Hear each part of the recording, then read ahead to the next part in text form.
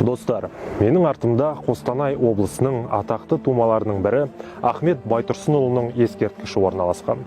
Мемлекет және қоғам қайраткері, Алаш партиясының мүшесі, ғалым, түрколог, ақын және жазушы.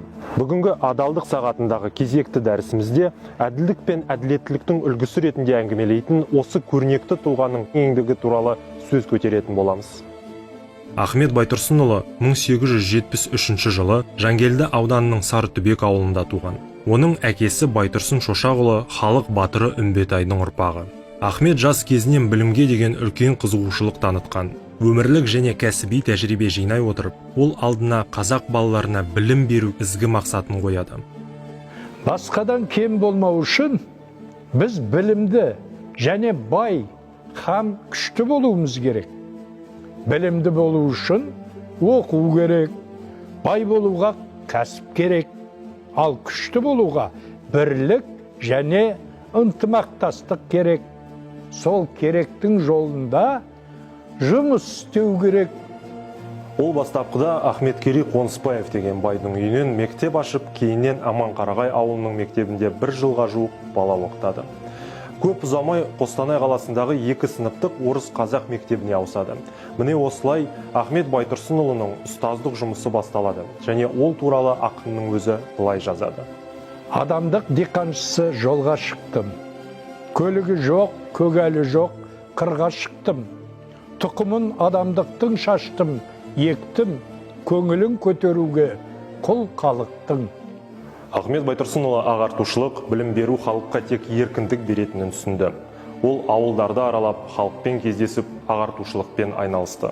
Ахмет Байтұрсынұлының педагогикалық қызметінің басты мақсаты өскелең ұрпақты адал және еңбексүйгіш, отанына адал, елінің ең жақсы дәстүрлерін жалғастыруға дайын етіп өсіру және тәрбиелеу болып табылады.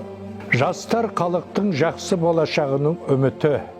Жас ұрпақ жаңаша оқыған мұғалімнің қолында болу керек. Оларда тың ойлар мен білімдер бар. Егер қиындықтар болмаса, балалар олардың сабақтарына шынымен де қызығушылық танытады. Ал балалар сауаттылықты қанша меңгерсе, соншалықты олардың ата-анасы оқытуға шабыттанады. 1913 жылы ол Орынбор қаласында Қазақ газетін ашады. Көп ұзамай оған Әлихан Бөкейханов қосылып, оның басылымын жалғастырған болатын. Кейіннен ол оның жетекші авторларының бірі болып таныды.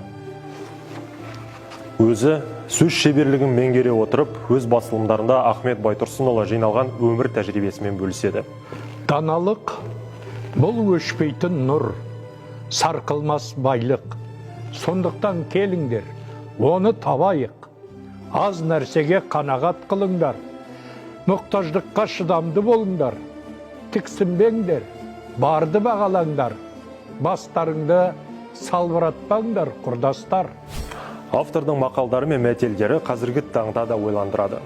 Тәкаппарлық, надандық, тығырыққа апаратын жол. Даналық, шексіздікке, адам үшін ұлына жақсы әке, өз халқына шыншыл және адал қызметші болудан асқан игі және ұлы іс жоқ. Бұдан басқа Байтұрсынұлы өз шығармаларында оқырмандарға жүгіне отырып, өзін өзі дамыту үшін, өзін өзі қамтамасыз етуге ұмтылу керек деп орынды атап өтеді. Егер халық үшін басты байлық денсаулық болса, жан үшін басты байлық білім мен өнер. Тек солардың көмегімен ғана халықтар өркениеттен өз орнын табады. Қазіргі уақытта бастысы жастарға білім беру, оларға қол өнерді, мамандықты үйрету. Егер кез келген істі білімді адам жасаса, ол жақсы әрі тез жасалады.